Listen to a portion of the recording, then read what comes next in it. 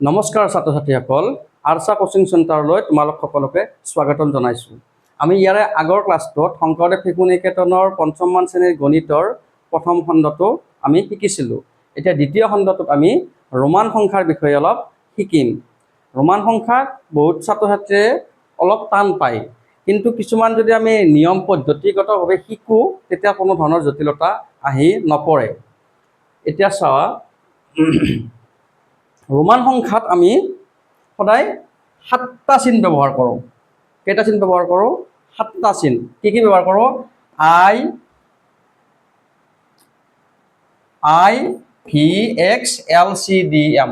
এই চিনকেইটা ব্যৱহাৰ কৰিয়ে আমি যিকোনো ৰোমান সংখ্যা লিখোঁ। এই 7টাই ব্যৱহাৰ কৰোঁ। তোমালোকে জানি থবা, I, V, X, L, C, D, M. তোমালোকৰ মুখস্থ কৰিব লগা কামটো হ'ল যে 7টা চিন ব্যৱহাৰ কৰোঁ আমি ৰোমান সংখ্যা লিখোঁতে। আৰু এইকেইটা তোমালোকে মুখস্থ কৰি থবা। যেনে 1টোক আমি কেনেকৈ লিখোঁ?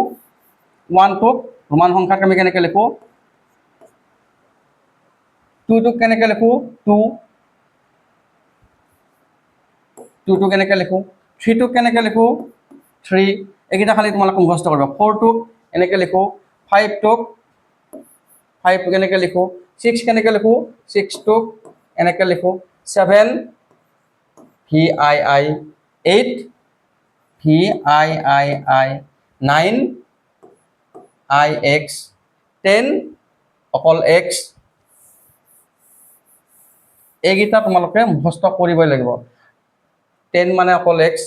50 কি কয়? LCDM। সেইকেইটাও তোমালোকে মুখস্থ কৰি থবা যে L মানে হ'ল 50, C মানে 100, D মানে 500 আৰু M মানে হ'ল 1000।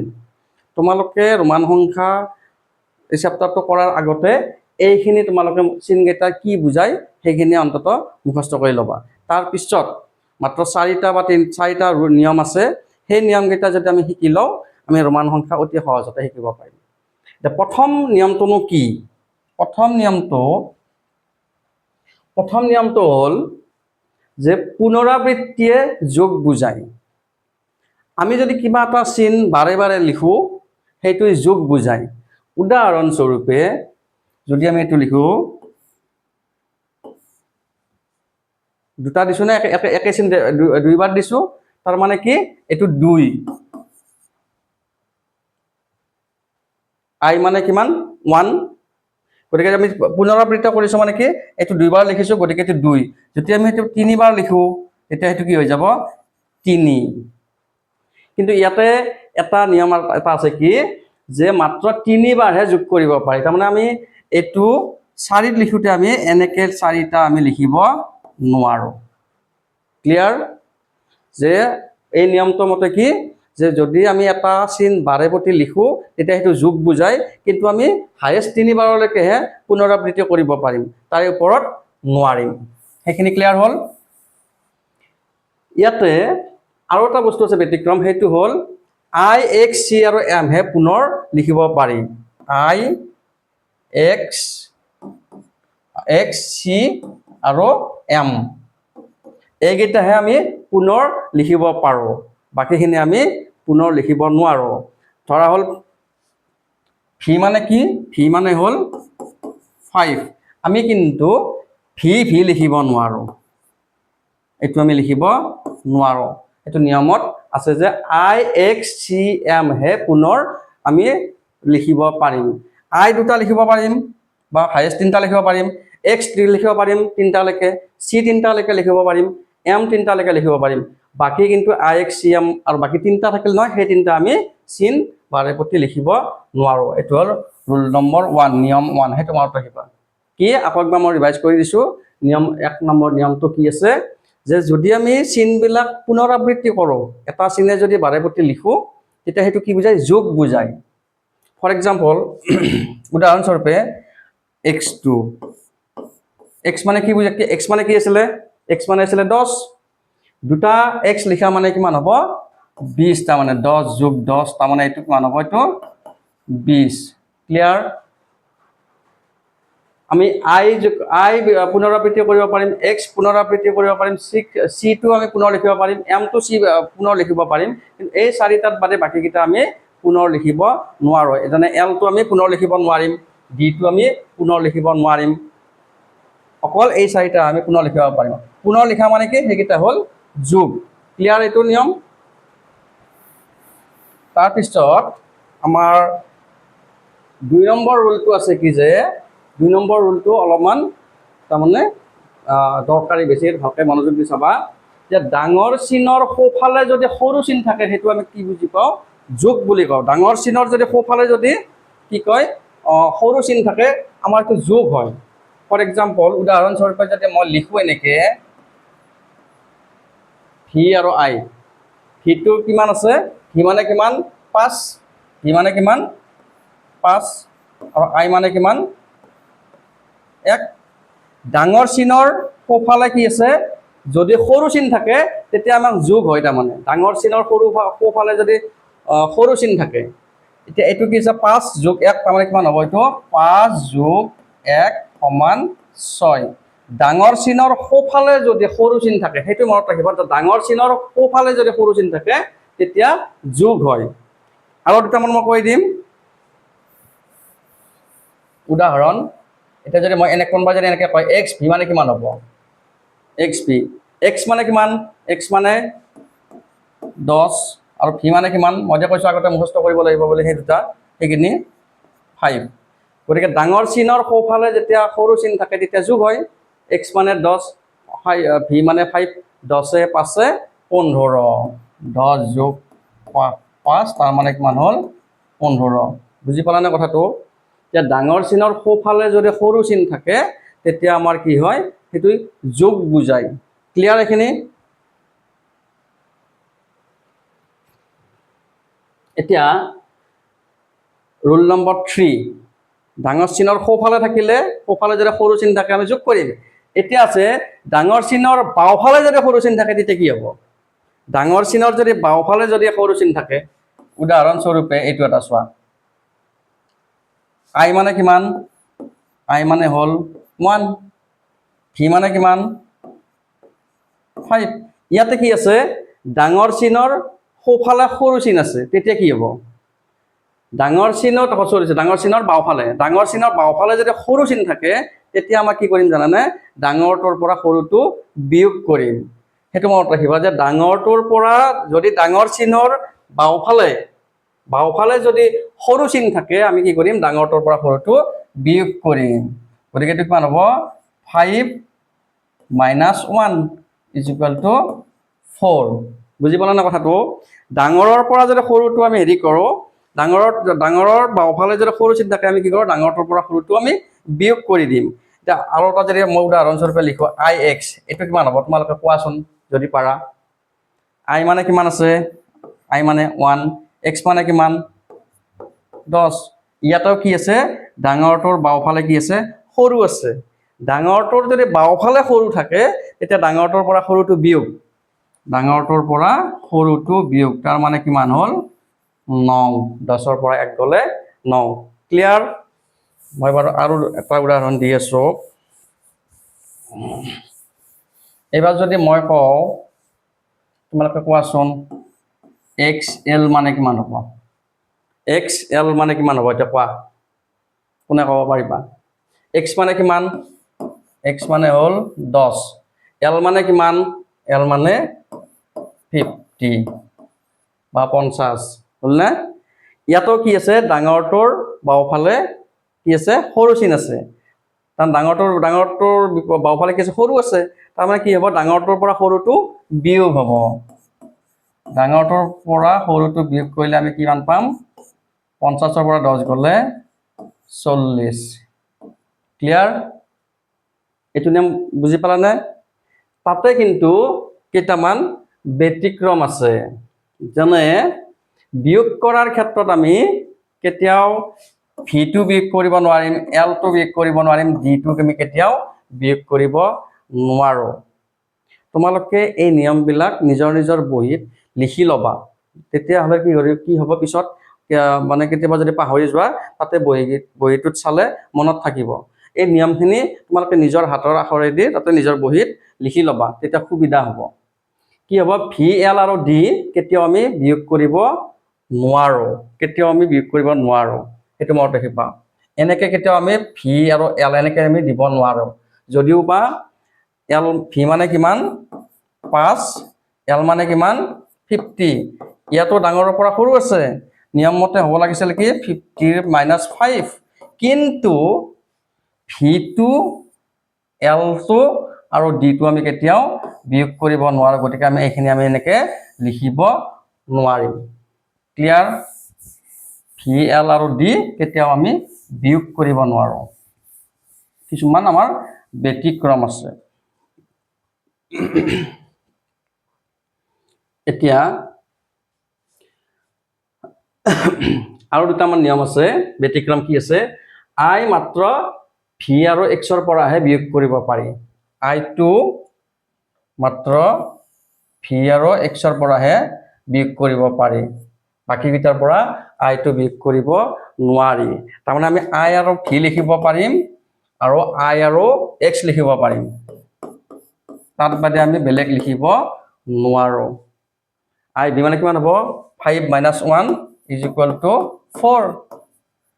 আই এক্স মানে কিমান হ'ব, এক্স মানে 10 - 1 = 9।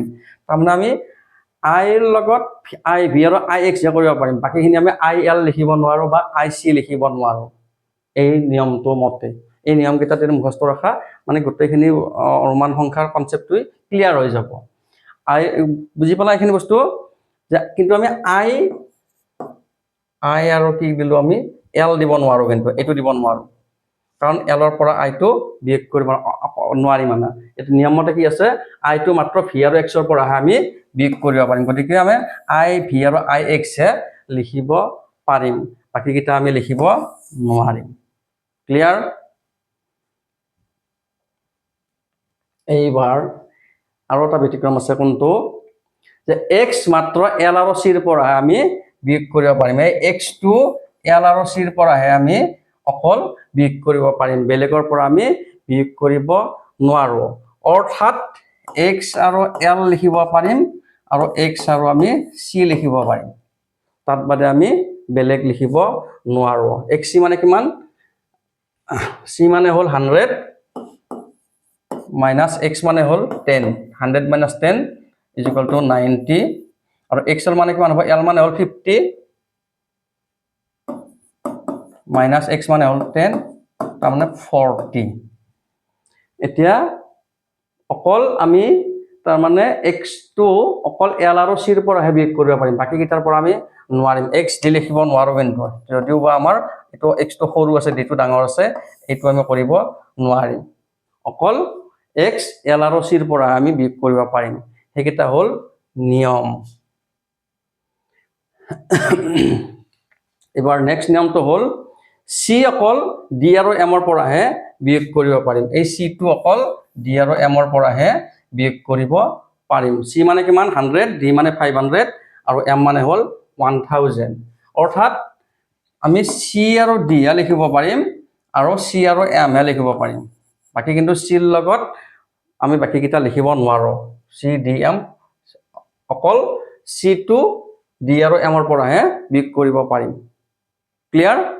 এইখিনি নিয়ম যদি আমি মনত ৰাখোঁ, তেতিয়া ৰোমান সংখ্যা আমি অতি সহজে ভাঙিব পাৰিম। এতিয়া কিতাপত 1A অনুশীলনীত 5 নম্বৰটোত দিয়া আছে, 5 নম্বৰটোত দিয়া আছে ৰোমান পদ্ধতিত লিখা। ৰোমান পদ্ধতিত কি কি লিখিব দিছে, প্ৰথমটো দিয়া আছে 50। 50টো আমি কেনেকৈ লিখিম, 50টো অতি সহজ লিখিবৰ কাৰণে। আমাৰ 50টো ইতিমধ্যে আছে, আমাৰ মুখস্থ কৰিছিলোঁ নহয়, কি হ'ব, সেইটো তাৰমানে এল। ক্লিয়াৰ? এইটোতো আছে। এতিয়া 2 নম্বৰতে দিছে, এইটো বাৰু মই 1 নম্বৰ বুলি ধৰি ল'লোঁ, এ বুলি ধৰি ল'লোঁ। বি নম্বৰত দিয়া আছে 45। এতিয়া 45টো কেনেকৈ লিখিবা, এতিয়া 45টো চোৱা, 45টো আমি দুই ধৰণে লিখিব পাৰিম। কোনোবাই যদি কয় যে আমি 45 বা 50 - 5টো লিখিব পাৰিম নে, হ'ব নে নহয়, আমি 50 - 5 কৰি লিখিব পাৰোঁ 45টো কি 50ৰ পৰা 5টো বিয়োগ কৰিলে 45 পাম কিন্তু এনেকৈ লিখিব পাৰিম না নোৱাৰিম 50 মানে কিমান এল আৰু 5 মানে কিমান ভি আমি আগতে কৈছিলোঁ নহয় যে ভি এল আৰু ডি বিয়োগ কৰিব নোৱাৰোঁ গতিকে আমি 50ৰ পৰা 5 বিয়োগ কৰা হিচাপত আমি লিখিব নোৱাৰিম কেনেকৈ লিখিব পাৰিম এইটো 45টো 40 যোগ 5 ক্লিয়াৰ এইখিনিত আমি যে বিস্তৃত ৰূপত লিখোঁ তেনেকৈও তোমালোকে লিখিব পাৰা যে একক দশক 40 + 5 এতিয়া 40টো আমি কেনেকৈ লিখিম 40টো 40টো আমি কেনেকৈ লিখিম ইয়াতে চোৱাচোন কেনেকৈ লিখিব পাৰিম আমি 40টো আমি কেনেকৈ লিখিব পাৰিম 50 - 10 50ৰ পৰা 10টো বিয়োগ কৰিলে আমি 40 পাম না এই হিচাপত লিখিব পাৰিম না 50ৰ পৰা 10টো যদি বিয়োগ কৰি দিওঁ তেতিয়া আমি 40 পাম আমি সেইটো কৰিব পাৰিম লিখিব পাৰিম আমি সেই হিচাপত যোগ 5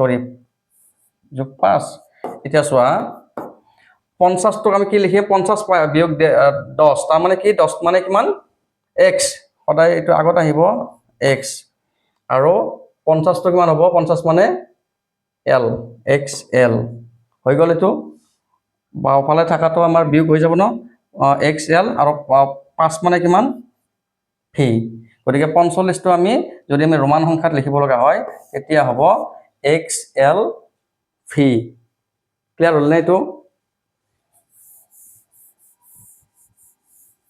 ক্লিয়াৰ হ'ল এইটো এইবাৰ নেক্সট আছে 92 92 3 নম্বৰ বুলি ক'ব পাৰোঁ আমি 92 আমি কেনেকৈ ভাঙিম এতিয়া একক দশক 90 যোগ 2 ঠিক আছে 90টো আমি কেনেকৈ লিখিব পাৰিম এইটো হিচাপত চোৱা 90টো আমি কেনেকৈ লিখিব পাৰিম 100 - 10 100 - 10 কেনেকৈ লিখিব পাৰিম 100 - 10 90টো আমি কেনেকৈ লিখিলোঁ 100 - 10 + 2 গতিকে এতিয়া 100 মানে কিমান 100 - 10টো আমি কেনেকৈ লিখিম প্ৰমাণত আগতে কৈছিলোঁ নহয় মাইনাছটো সদায় আগত আহিব 10টো কিমান 10 মানে কিমান xটো আহিব আগত 100 মানে কিমান c হ'ল বুজি পালা এইটো আৰু 2 মানে কিমান এইটো xc ডাবল 2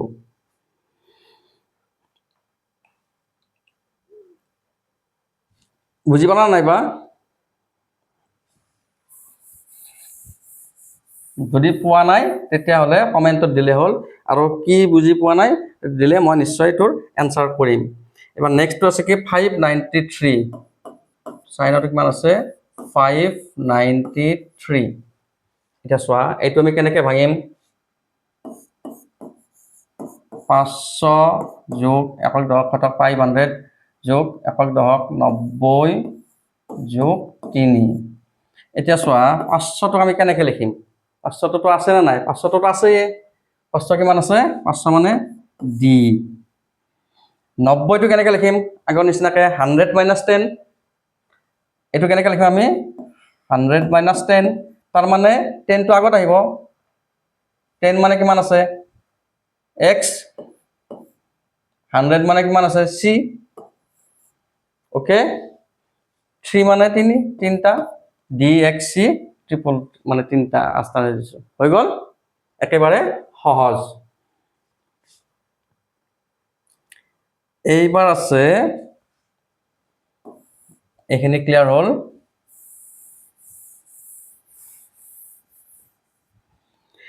এইবাৰ আছে কি